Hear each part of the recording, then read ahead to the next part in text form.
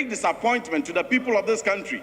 We demand that if it was oversight or error, it must be added to the order paper so that next week it is laid and presented for first reading, because on record, it has satisfied all the processes by the dictates of our standing orders.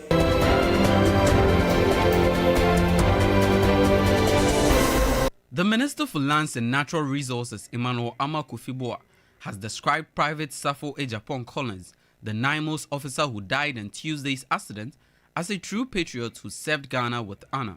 Leading a government delegation to the family house of the late officer, the minister assured the relatives of government's full support, including assistance for the officers injured in the accident. President Mahama Hona say you Private Ejapon Uncle Babra. I bring you greetings from the President of the Republic. And Private Ejapon died in line of duty serving his country. And whatever the state has to do to support the family, we assure you that we will do eventually.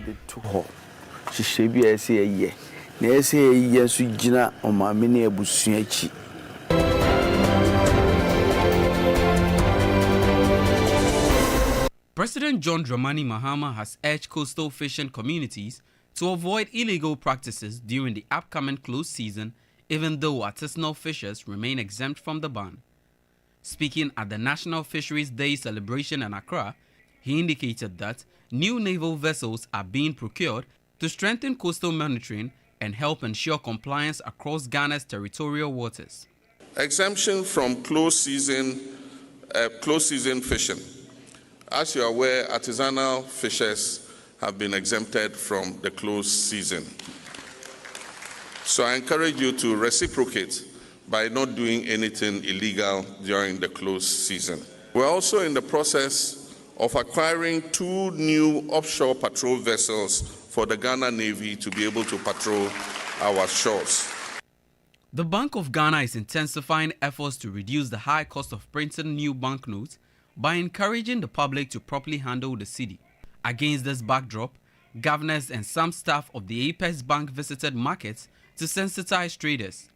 In a discussion with the leadership of the Greater Accra Markets Association, the governor asked whether macroeconomic stability was reflecting in market prices.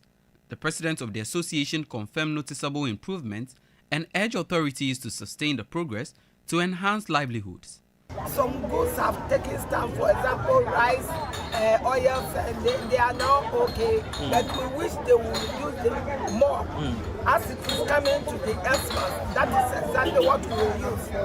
And people will be bringing in their new goods with the new lower dollar.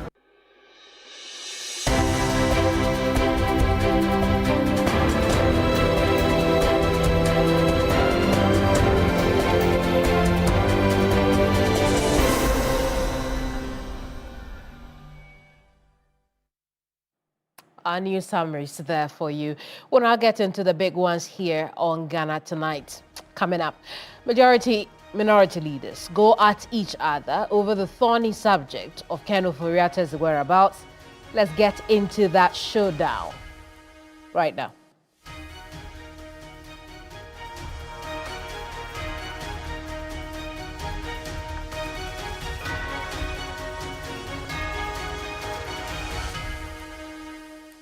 Tonight, leaders of both sides in Parliament exchanged words over former Finance Minister Ken Ofori-Atta's whereabouts. Now, Ken Ofori-Atta, whose extradition to the country to face 28 counts of corruption and causing financial loss to the state, have been unsuccessful so far. Months ago, when Ofori-Atta's medical team in the U.S. requested more time to allow him undergo treatment before returning to the country to face the OSP at the time, it was also at this time the minority leader Alexander Appenyo-Markin told the House he will be returned.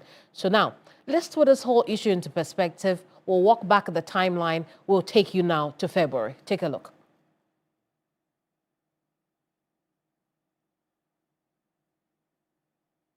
Giving assurances to the House that in the interests of democracy, in the rule of law, and to assure the nation that this side of the House will do all it can to ensure that the member, the Honorable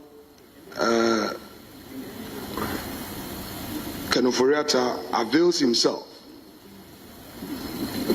to attend upon the OSP. Indeed, I pursued it, I engaged him extensively, and his lawyers, Mr. Speaker, in a letter dated today, the 18th of February 2025, have written to the OSP, and for the avoidance of doubt, I shall read the content aloud.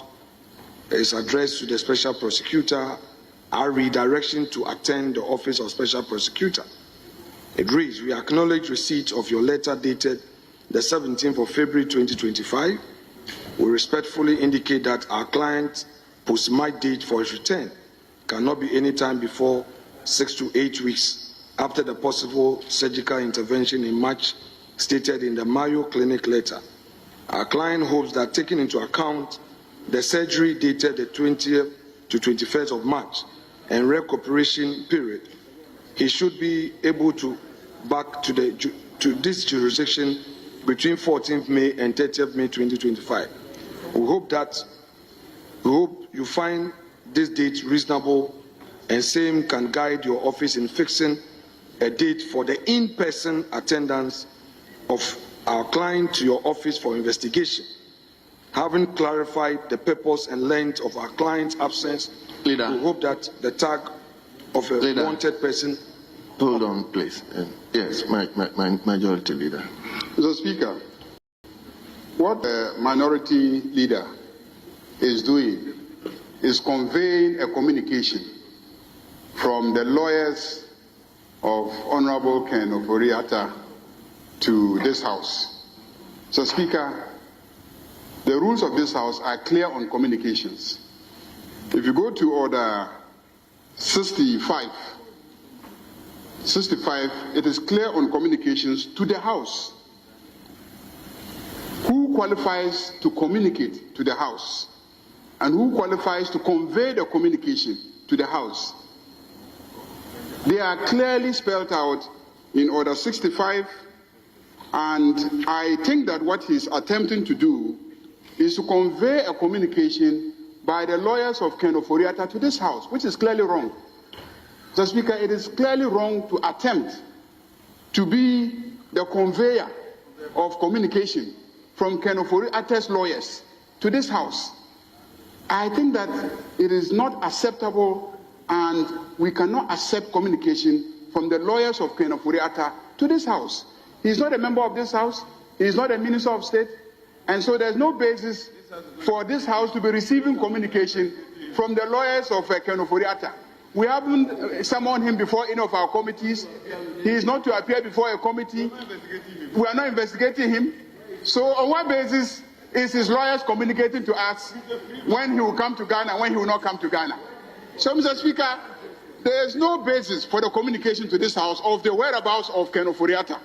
And he is not qualified to convey that message to this House.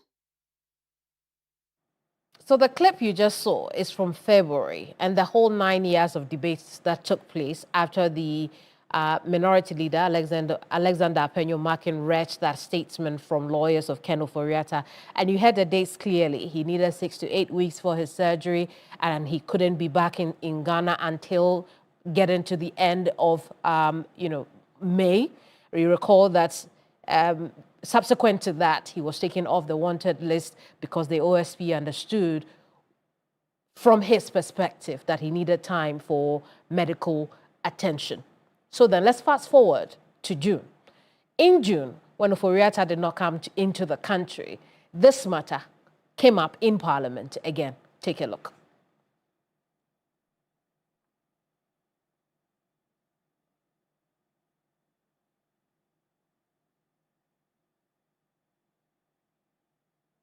To stop doing what he's doing. Between us, at our level, when you rise up to raise a point of order, let it be a point of order. Let it not be on a frolic of your own, running all over the place. Please, this is not a point of order. At our level, you don't do that. Mr. Speaker, if I may say, he promised this house that he will bring Ken Ofori-Atta in May. Where is Ken Ofori-Atta? Where is Ken Ofori-Atta? Where is Ken? Where is Ken? Where is Ken? You promised us that you will bring Ken to this house. He came to this house and made a promise. You promised this house that you will produce Ken. You will produce Ken Ofori-Atta in May. We are in June. This is the 3rd of June. Why is Ken Ofori-Atta? Mr. Speaker, he should no longer be heard in this house. Because when he makes promises, he doesn't fulfill them. He comes here and makes promises and never fulfills them. And yet he is questioning other people's promises. When you made a promise, did you fulfill it? Honourable members, honestly speaking, Mr. Speaker, I try as much as possible to accommodate leadership. 9 months since February, 5 months since June. Ken Ofori-Atta is still not in the country. So today, the majority side, led by Mahama Ayariga, took the opportunity to remind his minority counterpart to produce the former finance minister, Ken Ofori-Atta. Here's the showdown in Parliament. To solicit an answer from an honorable minority leader. He gave us authoritative information that by February 18th, the honorable former finance minister was going to be in Ghana. So I'm saying, where is the former finance minister? I thought you were going to tell us his whereabouts. Ministers of finance who have occupied that office after their tenure, they remain in this country. Where is our former finance minister? Where is he? The records would bear me out that indeed, when the respected former finance minister had issue with the OSP, which matter the majority leader himself, came to apologize. He used the dispatch box to apologize on behalf of government for the mishandling of the whole matter. We as leaders owed a responsibility and a duty in the matter. I, right here, indicated that Mr. Ken Ofori-Atta had written to the OSP through his lawyers that he was going to be in the country on or before May, not July. This was in February. Mr. Speaker, in the letter, Mr. Ken Ofori-Atta again indicated that he had been booked for surgery. When the time came and his doctors further advised that the surgery will require some healing process, Mr. Speaker, he again wrote, this time not only a letter by his lawyers, the letter from his doctors. It is not a matter of I resigning or making a promise and failing to honor that. Let's put things in proper context. All I want Honorable Ahmed Ibrahim to understand is that when it comes to ill health, our medicals, all of us may go through it one way or the other.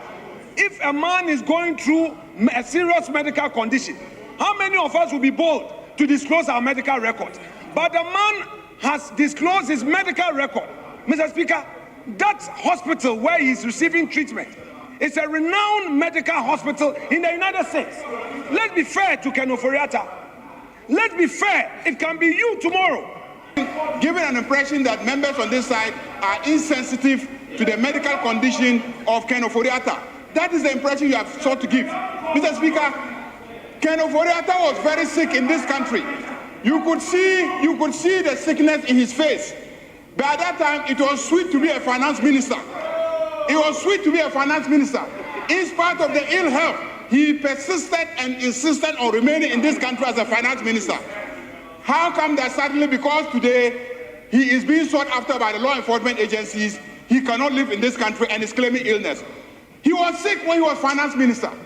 We all saw it. He was sick. Honorable members.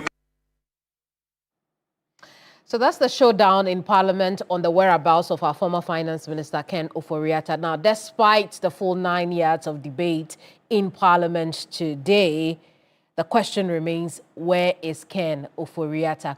We know that over the 9-month period, 9 months since February, a lot has happened, including now that we know that extradition processes are ongoing. We also know that he will be heading to court next week, despite his absence in the country. But let's walk back the timeline even further. Dennis Kwaberi is here with me to do just that. Dennis, what are we learning? Maybe not learning, right? But what are we trying to remind our viewers of? Well, so it's indeed the case that, the former finance minister, through his lawyers, had communicated to the OSP that he was going to be available between 14th and 30th of May 2025.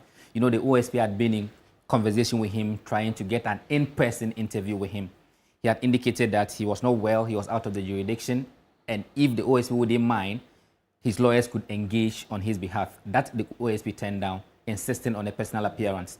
So he had given 14th and to 30th May 2025 for that particular in-person appearance. That was because he had said that between 20th and 21st of March 2025, he was due for a surgery. That did not happen. Now, mind you, before this incident, the OSP had declared him a fugitive, and that was when he put him up as a wanted person. Right. But for this intervention, because he had given a date that he was going to come back, then he was taken off briefly. This was confirmed by the minority leader in Parliament, as we saw in that town tip. Fast forward, this particular date that was given by the OSP, the former finance minister, through his lawyers, was missed. That is to say, he didn't show up as he had promised. Right. So he then requested for a virtual interview in replace of the in-person appearance. That the OSP turned down, and also went ahead by the 5th of June to restore his fugitive status and put him on the Interpol Red Notice. Now, what we are learning now is the fact that his name has been taken off the Interpol Red Notice. That is because there's a challenge to the process. The OSP has acknowledged same to say that, yes, during the pendency of the process, it is standard practice that his name be taken off from that particular list. Now we are also learning, because the OSP has now filed charges against the former finance minister and others, and they'll be due for court on Monday.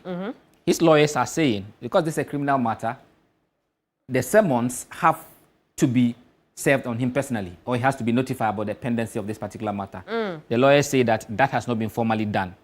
But what we are also learning from the OSP as regards what's going to happen on Monday is the fact that, yes, they'll be arraigned before the courts, and that the OSP says that they will seek the necessary court orders for service of the charge sheet on the fugitives who are out of the country. This is in respect of Ken Ofori-Atta and then one other person. The processes, the OSP does not say exactly what it is, but to the extent that there are persons at large, one of the things that the OSP will be seeking to do is to get an arrest warrant, and also to get that opportunity to be able to serve those processes out of the jurisdiction. We've also been speaking to persons who have practiced in the law courts. We've spoken to, respected senior Martin Lawyer Kwebu has spoken to us earlier today. He explained what really the situation is going to be come Monday when these persons are put before the law court. Let's take a listen to that. The Constitution, Article 19, Clause 3A, says the trial of an accused person can take place in his absence if it is proven that he was notified about the trial, notified, with all emphasis on notified about the trial, and he fails to attend. So once you give the court credible evidence of notification, credible, and this one, because it's a criminal trial, the judge would ask for the most cogent, most, reliable, extremely reliable evidence that Ken Ofori-Atta has been said. So then, you see why now we should be blaming Kissi Agyapong once again, unless, of course, he's done it on our blind side. Right. Ofori-Atta offered to engage the OSP via Zoom. That's virtual, not just Zoom. Zoom is one of the virtual ways of communicating. Virtually. We should have taken it. So if we had done these interviews, Ofori-Atta, where is this? Then he answers everything that can be done virtually. Can you imagine that this would have boosted the reliability of any form of communication. So then you do some via email. So if you send the charges to him, that's the charge sheet and the fact sheet to him via email, the judge will accept because he can show that, oh, I've been communicating with Ofori-Atta through email. Okay. And then if you did post, you ask him for his this mailing address, then you send it. Because now I'm wondering, but well, we'll hold our horses. If eventually Kisi Ejabe listen to our advice and engage Ofori-Atta quietly, we'll find out on Monday.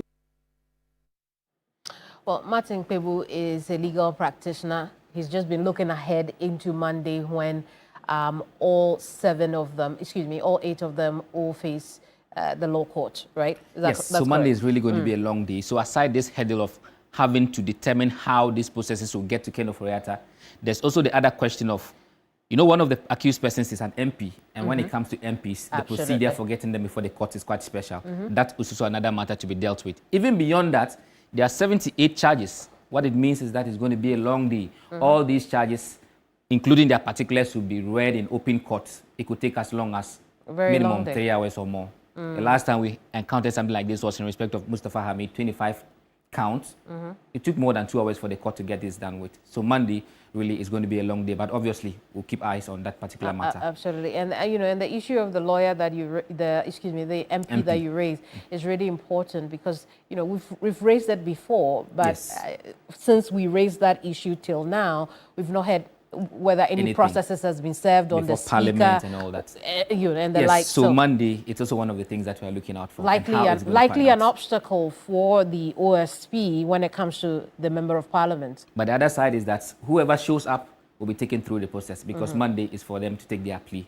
So when that happens, as long as the court will sit, there will be some business in respect of this particular matter. Absolutely. Thank you so much, Dennis. Dennis Poiberi is my producer, and he's been taking us back, walking us back, really, on that timeline of events to do with the GRA SML contracts and the investigations surrounding that. We can now look at another issue of equal importance. Let's take a look at that.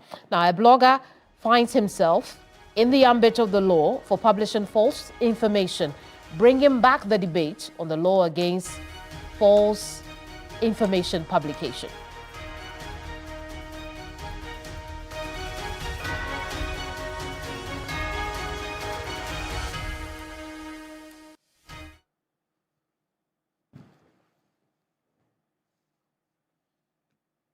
Now, the blogger behind D-Class, GH, who was arrested for publishing false information about the former board chair of the National Communication Authority, Okatechie Boache Dankwa Abibio II, is now on bail.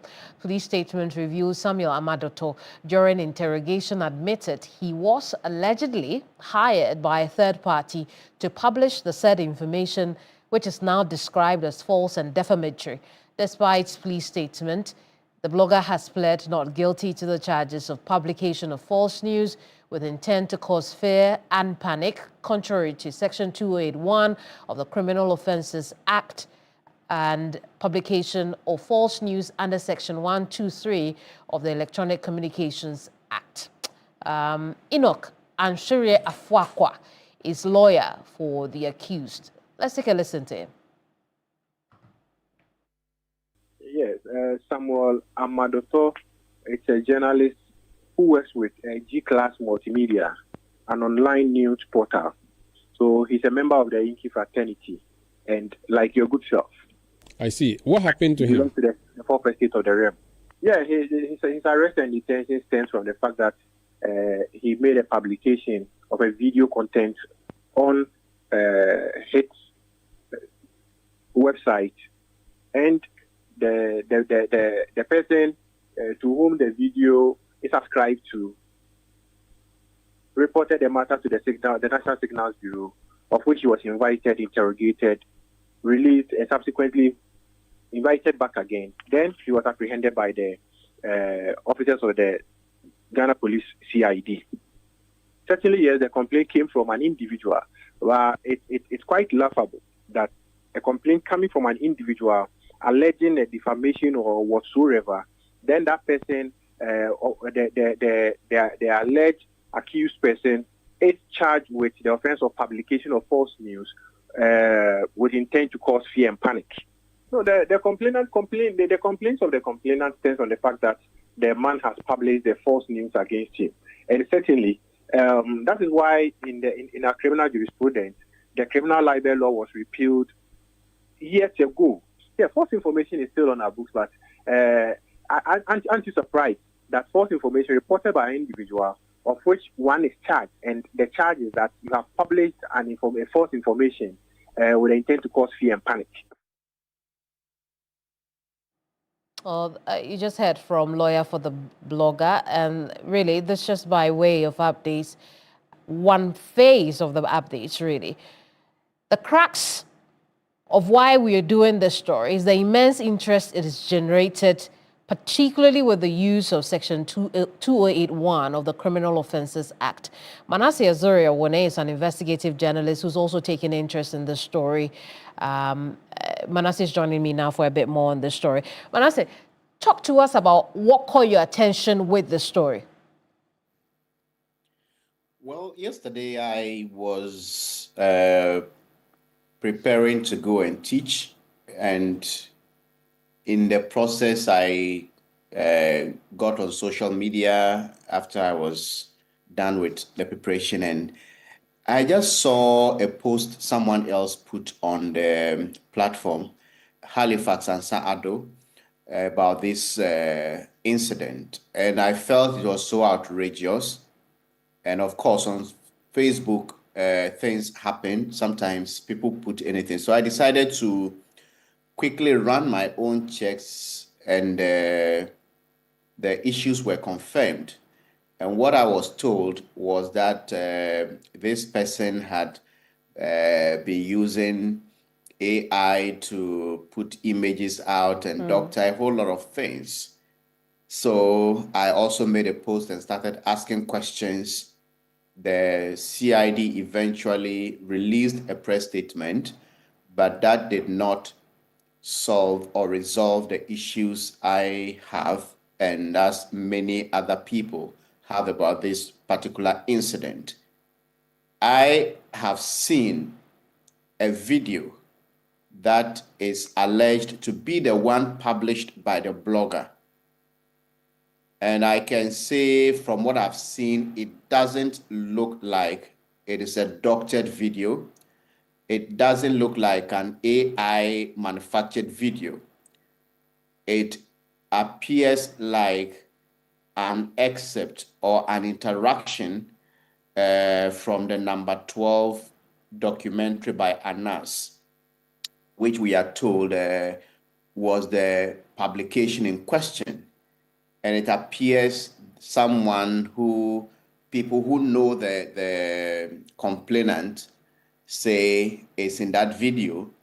It appears there's someone who looks like the late Ahmed Swale in that video. So the question is the person denying that they are the ones in that video, or was there a narration that went with that publication? And from what I'm hearing, there wasn't any narration that did not match the content. So I'm struggling to see where the false publication is coming from. Of course, someone can genuinely feel offended by a said publication, but if that happens, in the past 10 years, I have been sued 11 times for defamation. If someone thinks my publication has defamed them, let them go to court. And in these cases, 7 of them ran away when I filed my defense. And the other 4 were 2 each from the same plaintiffs, so they were consolidated. So those are the 2 that are pending. But if in all these 11 instances I was arrested and detained, then the person comes to withdraw when you file a defense, knowing that what they accuse you of, that what you publish is false, it defames them and all of that, then it means that as a journalist, you would just be there, and if someone doesn't like your work, all that it takes for you to get arrested is for the person to say what you published is false. They arrest you and detain you, and by the time you come out with your evidence to prove that it's not false, then you would have suffered the consequences. So this is just like the criminal libel law that we praise the John Agyekum Kufuor administration for repealing. Right, and you're right about that, because that is what has sparked a discourse around this incident, the application of the Criminal Offences Act 208. I mean, reflecting on the incident, maybe not on the incident itself, but the application of the law and its impact it will have on journalists like you and me, what should we be doing about this law today? I think this law must be outrightly repealed. As far back as 2011 or so, the opposition leader, Nana Addo Dankwa Akufo-Addo, had a lecture in South Africa where he bemoaned the use of this law to target political opponents. Then he became president, and then we had this law being used to target some people who said things directly with the family, against the family of the president. We know Mensa Thompson of Asepa was arrested and detained even after he retracted and apologized the information he had put out that the presidential jet had been used for shopping by the president's family.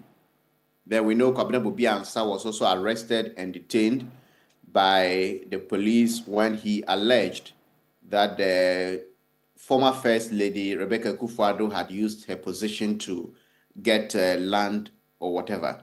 In these circumstances, I am not going to hold brief for those who make those allegations.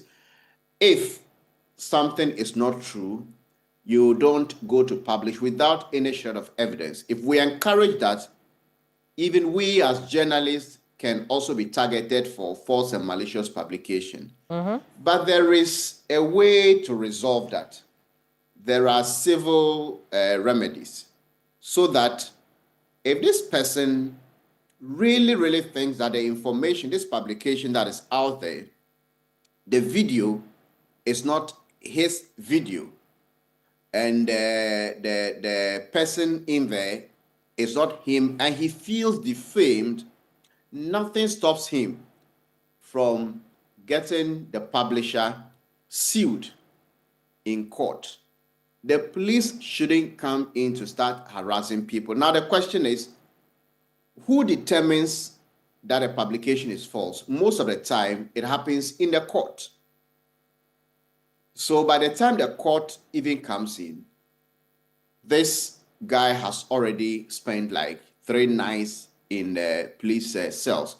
And even the law, I'm not a lawyer, but when you read, it talks about a publication that causes fear and alarm. And if one person feels that a publication defames him, how does that become a subject of this arrest? Granted that the publication is even false, does it satisfy the other aspect of the law, which may be the most important aspect? And we have politicians, ministers, opposition people who on the daily basis make false claims and false statements, but nobody ever touches them. So I think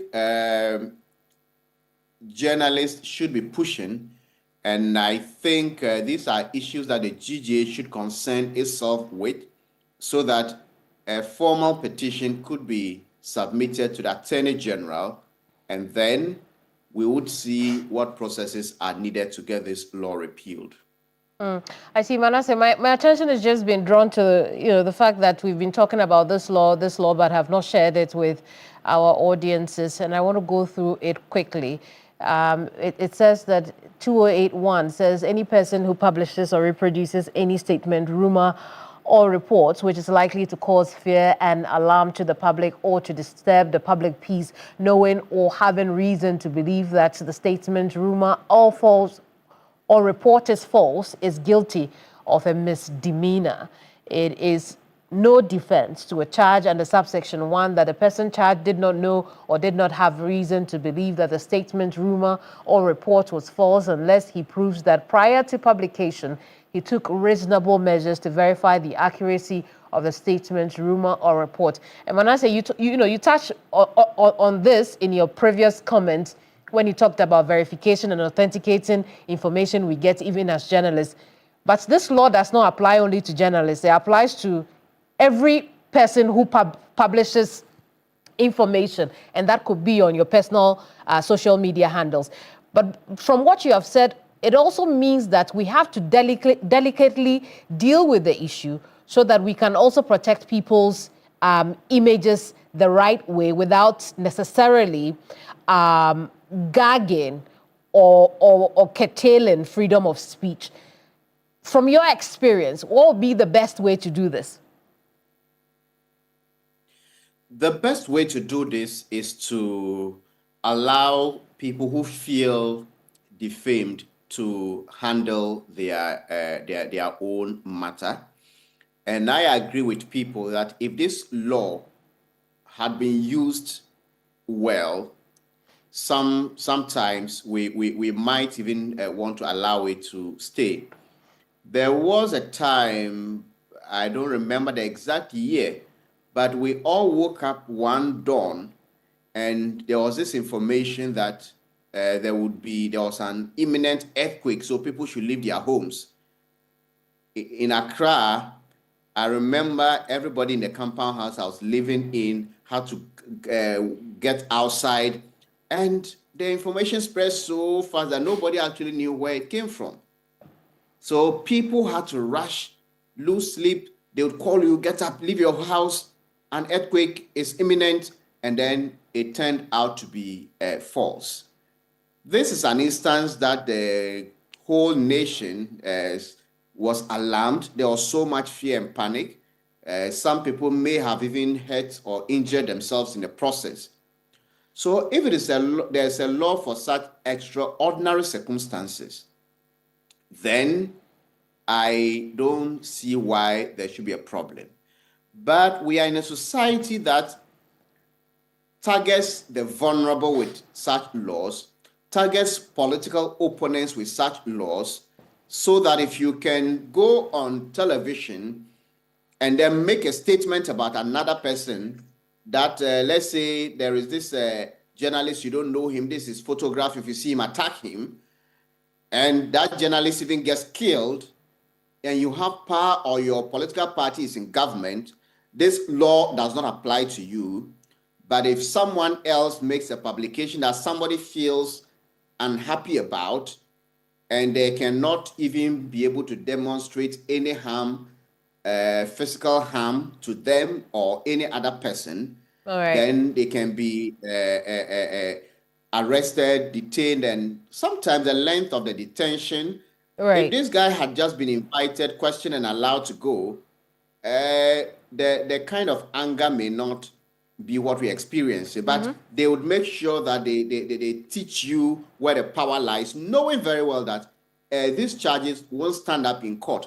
The question we should be asking is, Bobia Ansah and others who were charged, how did it end? It went nowhere. So the police is being used sometimes to just show people where the power lies, and I'm wondering whether they would have even taken this guy to court if we hadn't made so much noise yesterday. Right. Manasseh, as always, thank you so much for talking to us here on Ghana Tonight. Manasseh Azoria, an investigative journalist there. What is head teachers, head teachers are worried about the quality of students graduating basic level education. They are blaming student importation. What is that? We'll find out when I come back from this break. Don't go away.